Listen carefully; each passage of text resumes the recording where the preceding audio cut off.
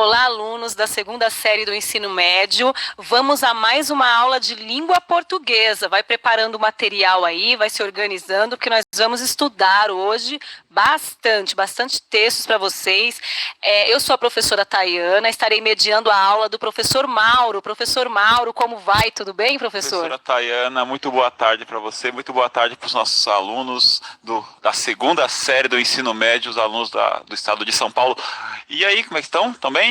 Chegamos a julho, estamos agora voltando nas habilidades, nos preparando para as nossas provas, nos organizando. Então, comece se organizando. Pega o seu caderno, coloca a data de hoje, dia 7/7/2020. Coloque lá o tema da aula de hoje, é a construção do herói, da heroína no romantismo.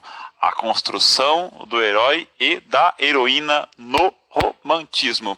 Professora Tayana, quais são as habilidades que vamos mobilizar hoje? Vamos lá então aos objetivos da aula. Reconhecer as especificidades do texto narrativo romance e habilidade. Reconhecer o texto literário, produzido no século XIX, como fator de promoção dos direitos e valores humanos utilizáveis na contemporaneidade. O que vale dizer, professor, é que nós vamos pegar os textos, né, desenvolvidos no século XIX, do período do romantismo, como estamos desenvolvendo ao longo de todo esse bimestre, e tentar analisá-los com o olhar de hoje. Alguns valores, né, nós conseguimos ainda aplicar hoje, outros temos que rever, mas é interessante ver como nós reinventamos o pensamento e como a literatura apresenta respostas para um período, algumas respostas que nos servem ainda hoje, outras que temos que rever. A construção do herói e da heroína no romantismo, ela nos serve de base para muito do que nós ainda temos hoje, enquanto construção de identidade dos nossos heróis nos livros, nos filmes, nas séries, né, nos romances que nós lemos. E quando eu digo romance, lembre-se, romance não é sinônimo de romântico. Romance é um gênero textual, romantismo é outra coisa. Professora, então, o que faremos hoje? Hoje nós aprenderemos sobre os romances românticos, pensaremos sobre o modo como as personagens masculinas e femininas eram retratadas nos romances do romantismo e relacionaremos as personagens deste período àquelas de filmes, séries, quadrinhos e livros da atualidade. É sempre bacana tentar conectar, né, os livros que a escola propõe que vocês leiam, porque são livros importantes, com aquilo que vocês estão acostumados a ver. Vão perceber que nada está tão desconectado, as coisas estão muito mais próximas. Tá? Uma outra coisa, não é à toa que o herói, aquele de capa, né, aquele que voa, aquele que é o protagonista do filme de Hollywood, é chamado de herói. E não é à toa que nós chamamos o herói e a heroína do romantismo de heróis também. Há muitas características que permanecem, que são idênticas, né? Que são as mesmas. Então, vamos fazer o quê? Vamos, a partir de alguns textos que vamos mobilizar hoje, estas atividades de agora, elas não estão no caderno do aluno. As habilidades são as mesmas, mas você vai encontrar por aqui. Então, eu recomendo que você preste bastante atenção, né? Se atente. Estaremos revisando algumas habilidades, já direcionando, né, para mais da metade do segundo bimestre. E se for necessário, precisar de mais tempo, você volte nessa aula depois, né? Está disponibilizada no YouTube. Mas aqui a sua participação é fundamental, porque a nossa aula é uma aula mediada por tecnologia. Nós adoramos ver a participação de vocês. Vamos começar com um livro e falando da heroína típica romântica. Mas antes de falar do texto, antes de lermos o texto, eu queria explicar um pouquinho da história. Vamos falar de um livro chamado Inocência. Professora Tayana, leu esse livro? Eu amo esse livro, gosto de trabalhar com os alunos também, eu acho esse livro maravilhoso. Tem um filme também. Tem um filme. Até nas escolas do estado tem esse filme. Tem esse filme. Esse filme ele é com o Edson Celulari de herói e a Fernanda Torres com a heroína. Ela faz o papel da Inocência. Da Inocência. Maravilhoso, a história. Nossa, eu viajo nesse livro. Muito bacana. Gosto. Mas olha, eu vou resumir, é sempre um ato complicado, mas resumidamente é a história de um pai chamado Pereira, que ele mantém a sua filha trancada dentro do quarto, sem poder falar com ninguém.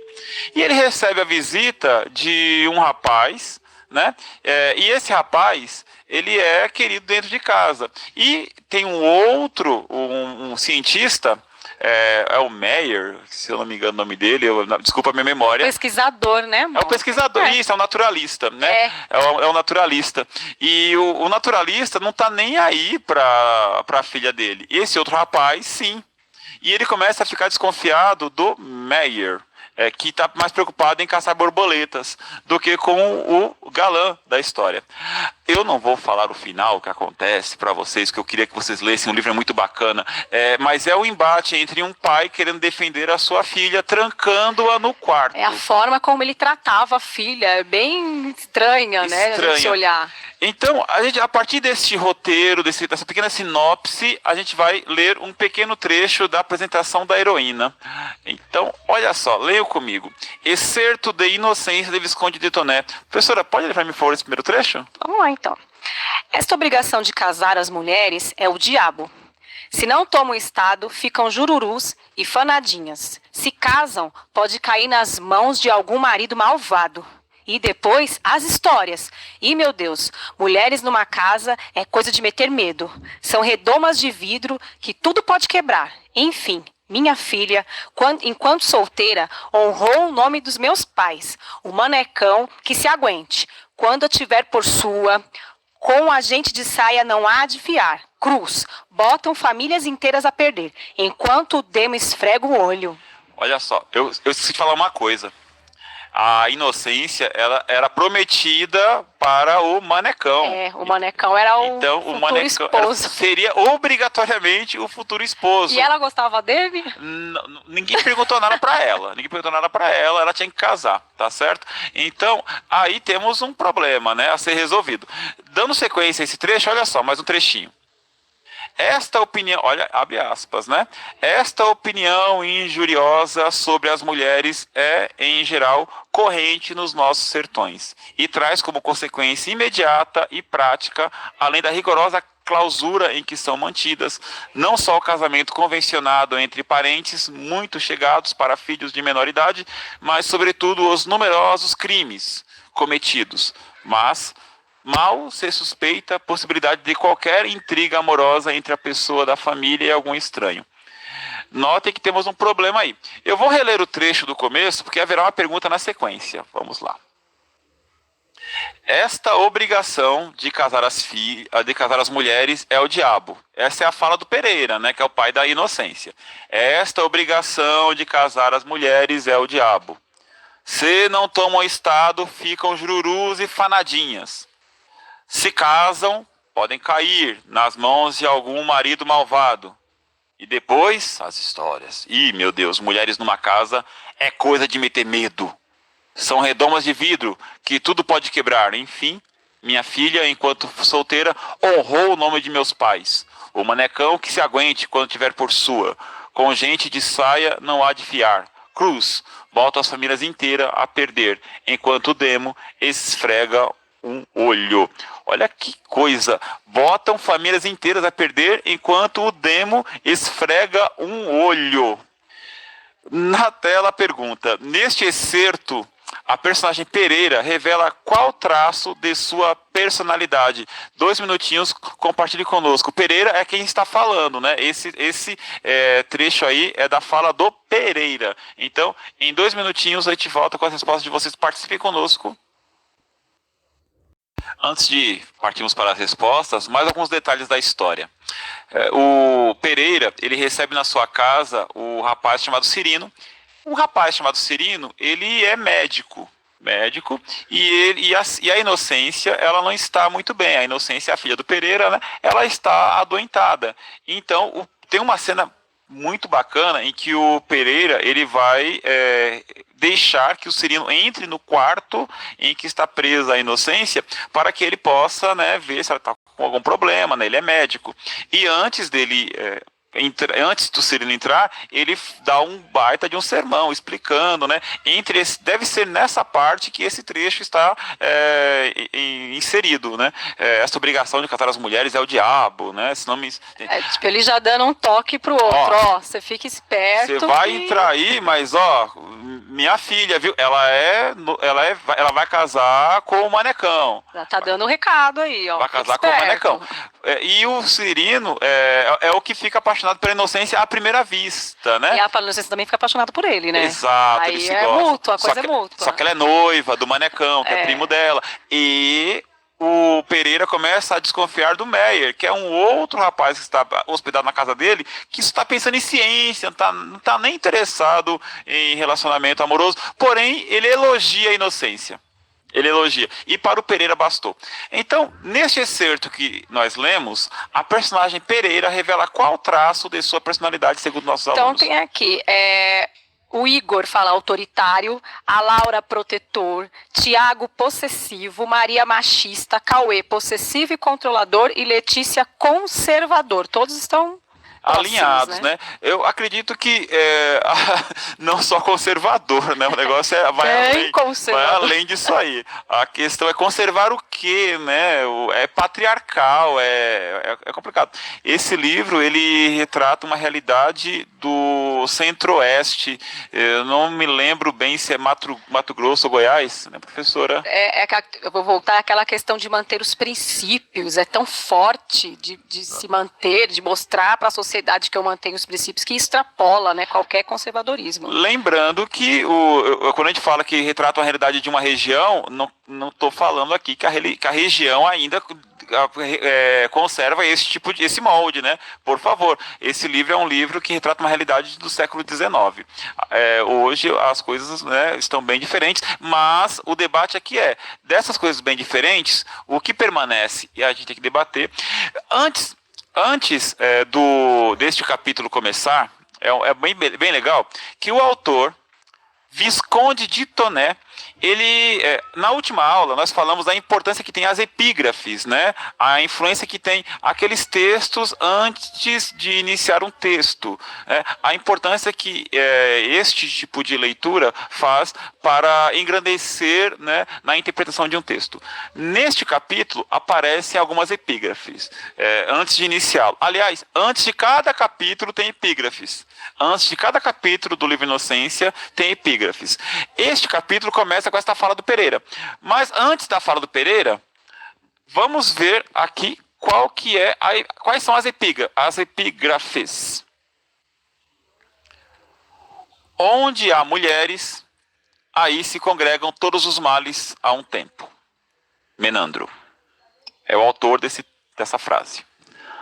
Nunca é bom que um homem sensato eduque seus filhos de modo a desenvolver-lhes demais o espírito. Eurípides, né, na peça Medeia. Filhos, sois para os homens um encanto da alma. De Menandro também. As epígrafes acima introduzem o capítulo 5 do livro Inocência, de Visconde de Toné.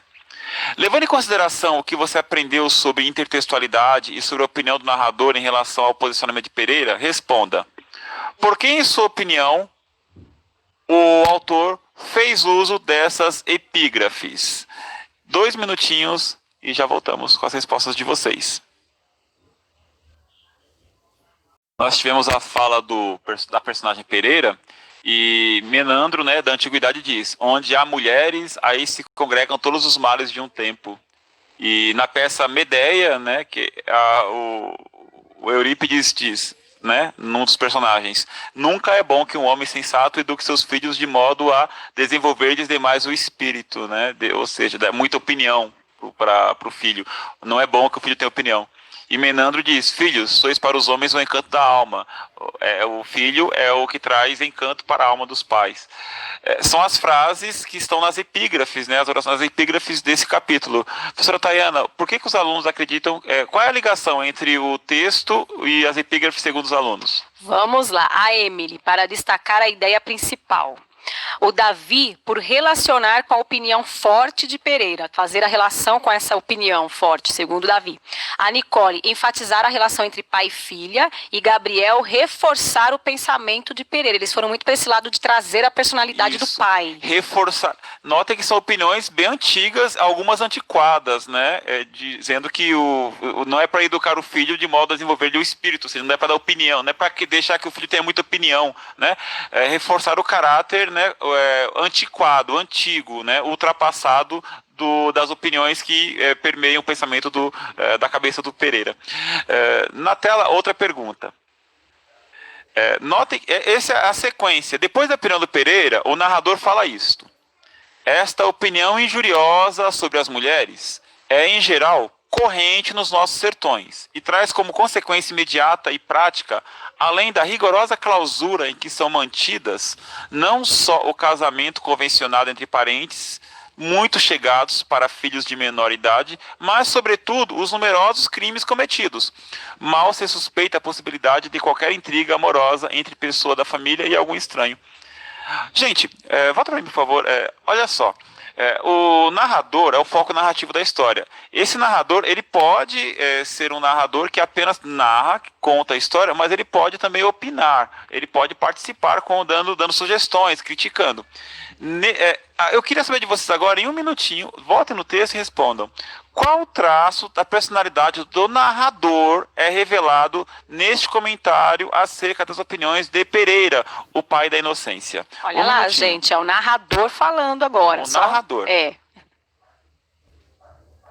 Giovana falou que mostra a contradição entre o pensamento do narrador, né, e de Pereira. Mostra a indignação sobre a opinião de Pereira. Bacana. Isto, o narrador, ele é, em última análise, né, o Visconde de Toné, é o escritor. Então ele se coloca como narrador, que ele, na opinião do narrador, aquele pensamento do Pereira é um pensamento ultrapassado. O que nos leva a acreditar que, neste período, havia pessoas, sim, muito sensíveis, inteligentes e cientes dos problemas que as mulheres enfrentavam, né, dentro de casa, devido à sociedade patriarcal, né, ultrapassada, que muito se evoluiu, mas muito temos que evoluir ainda. Um outro exemplo, tem um livro, vamos mudar um pouquinho de livro no mesmo assunto. Sim, só para ressaltar, claro. Alguns anos estavam perguntando, o livro é Inocência, o nome do livro, tá? Qual é o nome do livro? Inocência, você procura, deve ter na sua escola, tem o filme também, tá bom? Inocência. Então, o nome é Inocência, vamos pro próximo. Inocência, agora. Tinha a citação, mas Inocência. Vamos mudar agora, o mesmo assunto, outro livro. Vamos falar de um livro agora chamado Amor de Perdição, de um escritor chamado Camilo Castelo Branco. Anota aí, Amor de Perdição, mais uma vez. Amor de Perdição. Aposto que eu sou professor de literatura, adoro esse livro, porque esse livro é a história do Simão e da Teresa. Teresa é apaixonada por Simão, ele se apaixona à primeira vista, assim como Romeu e Julieta. Porém, há um problema.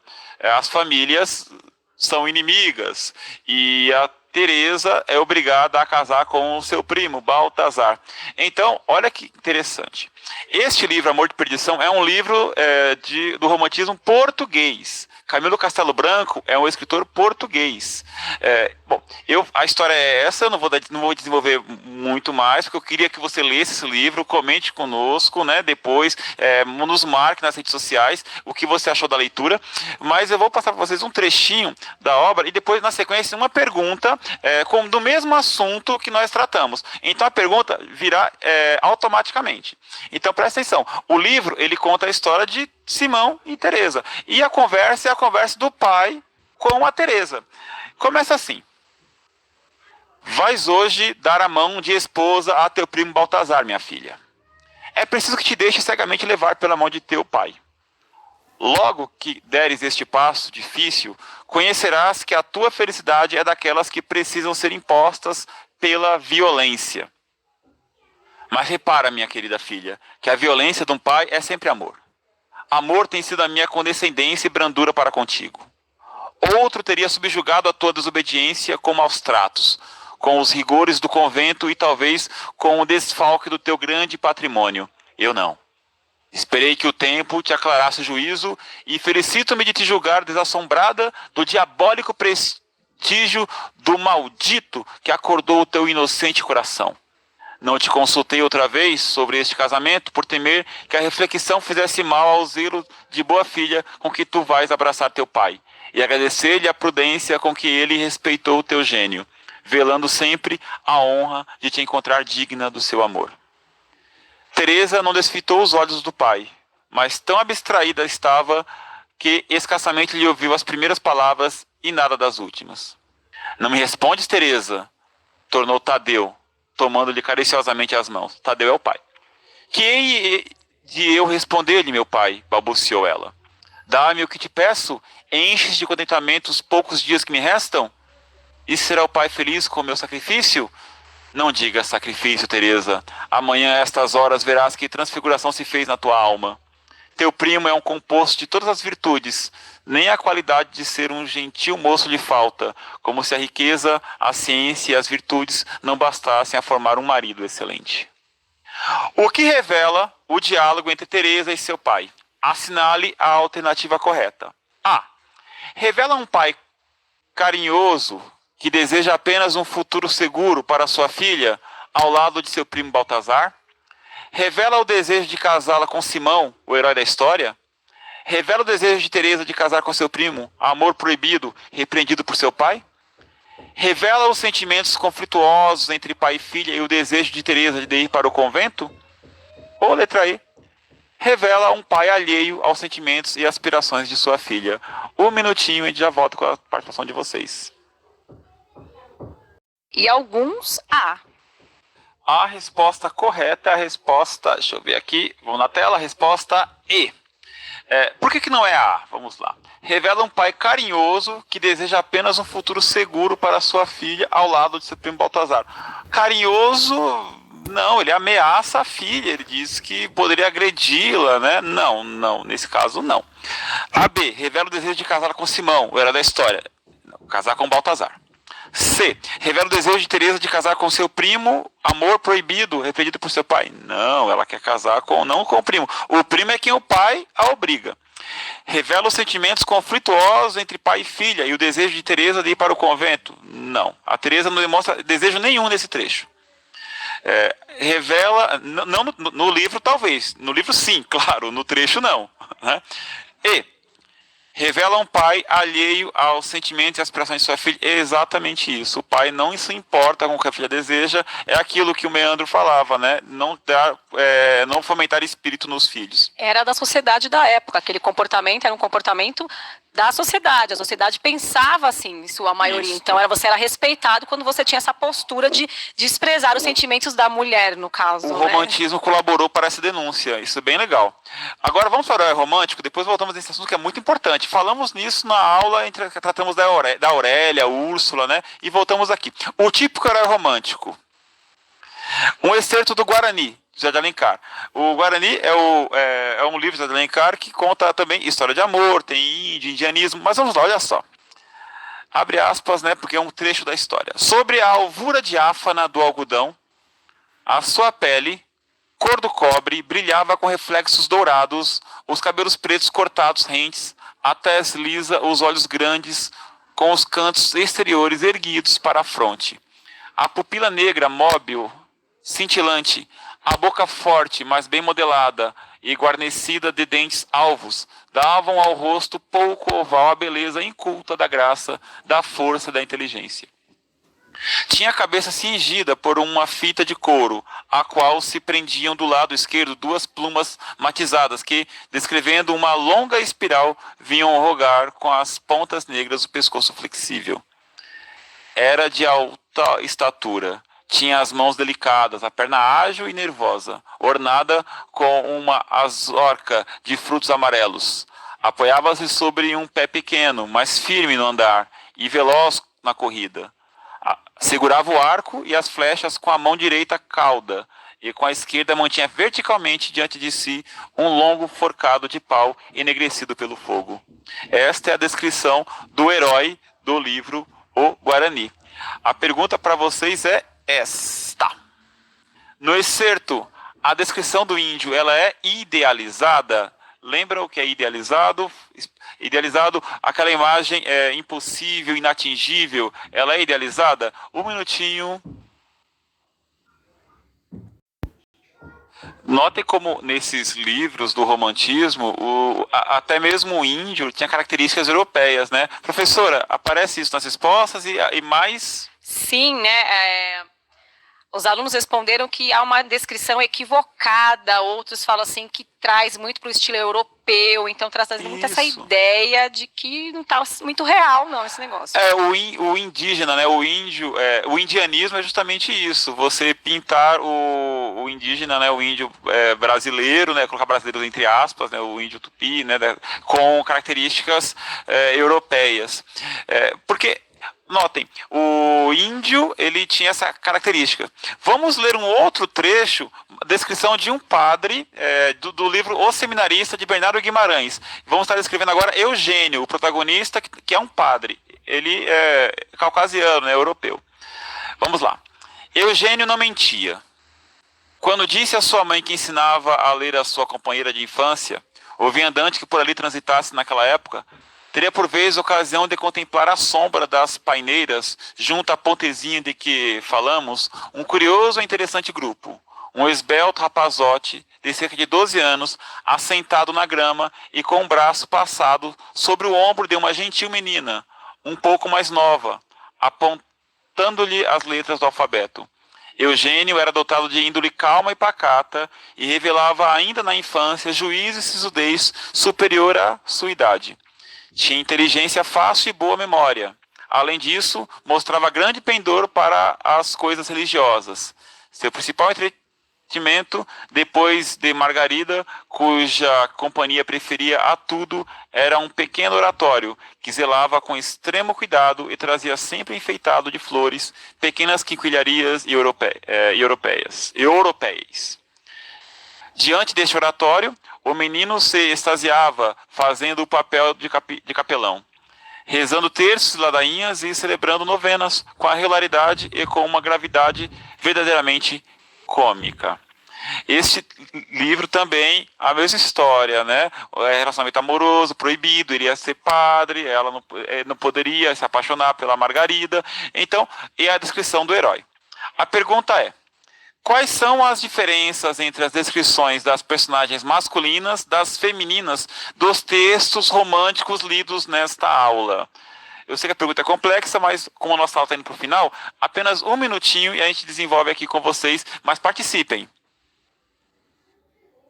A Manuela diz que as mulheres bonitas, homens inteligentes. A Adriana, mulheres obedecem os pais. A Débora fala que a mulher sempre submissa. Parece que a mulher chama muita atenção. Sim, aí, né? Eu não vou dizer que a mulher está sempre num comportamento passivo, porque nós temos no livro Senhora, a Aurélia, que não, né? A Aurélia ela é bem altiva, a Aurélia ela paga pelo casamento dela. Mas, em geral, as mulheres estão num comportamento mais submisso mesmo. A pessoa está certa. Quem respondeu foi a aluna... Ai, a Adriana respondeu. Adriana, muito obrigado, Adriana, pela sua participação. Muito obrigado mesmo. Eu vou. Então é isso. Os personagens masculinos sempre altivos, donos, né? Procurando ser mais ativos na história, e as personagens femininas mais esperando, oprimidas, né? Carlos colocou esperando aqui, ser salvas. Alheios aos sentimentos das mulheres, né? Machistas. Ele colocou essa questão. Os heróis não. Os heróis vão lá salvar. Eles estão pelas mulheres, né? Os heróis, eles têm ele não mente. Nota como o Eugênio desse último livro, o Bernardo, do Seminarista, ele está sempre ao lado da Margarida ensinando, né? Então tem um português mais tranquilo. Acho que o Isaac falou bem aqui, ó, mulher feminina e idealizado, homem guerreiro. Isso, ó, é bacana. Boa resposta. Gente, participem bastante conosco, né? Revisem esta aula, ela vai ficar disponível no YouTube, mas antes, a atividade para vocês poderem fazer em casa e apresentar para o seu professor. Vamos lá? Dos folhetins românticos surgiram as novelas de TV, as comédias românticas do cinema e diversos outros gêneros ficcionais da atualidade. Existem diferenças na descrição das personagens do romantismo, das personagens das novelas, séries de TV e cinema atuais? Essa pergunta nós faríamos aqui. Então, como não vai dar tempo, nós podemos conversar um pouquinho. Existe diferença entre o que é apresentado nesses livros, a construção do herói e da heroína para os personagens atuais, as comédias românticas, novelas? Professora, você vê alguma diferença entre aquilo que é o Batman, né, puro, não? De alguma forma é idealizado, né? De alguma forma é forte, de alguma forma. A Mary Jane, a Lois Lane, a Mulher Maravilha. Aí já... Eu acho que a mulher hoje é mais empoderada de qualquer forma. Eu tô falando herói de filme de herói, mas quando eu falo de herói, eu tô tratando de personagens comuns, o protagonista da novela, o protagonista do filme, né? É porque do livro. A questão da fantasia, da idealização, ela tem que estar presente na narrativa. Eu acho que fica difícil. Sim. Perde a graça também. Mais uma questão. Vamos lá. Você consegue perceber conexões entre os personagens abaixo e as descrições dos romances do romantismo? Temos aí o Harry Potter, o Naruto, Darth Vader. Consegue perceber conexões? Notem o que nós vamos pedir para vocês. Escolha um filme, um episódio da sua série favorita ou um capítulo de novela e faça a descrição das características de herói ou heroína romântico das personagens. Dá um print nessa tela, por favor. Encontre nessas personagens elementos que as associem à tradição romântica, tanto nas caracterizações físicas quanto nas psicológicas. Escreva o nome do filme, da série, da novela, o nome da personagem analisada, porque suas características remontam ao romantismo. Apresente esse relatório ao seu professor ou à sua professora. O que nós queremos é que você procure naquilo que você assiste, que você lê, características do herói e da heroína romântica e apresente ao seu professor. Gente, esta foi a aula de hoje. Revise no YouTube. Foi um prazer falar de livros que eu adoro, Bernardo Guimarães, O Seminarista, o Guarani de Alencar e Inocência do Toné. E por hoje é isso, professora Tayana. Muito obrigado. Muito obrigada, gente. Até a próxima aula aí. Um grande abraço. Tchau, tchau. Valeu. Tchau, tchau.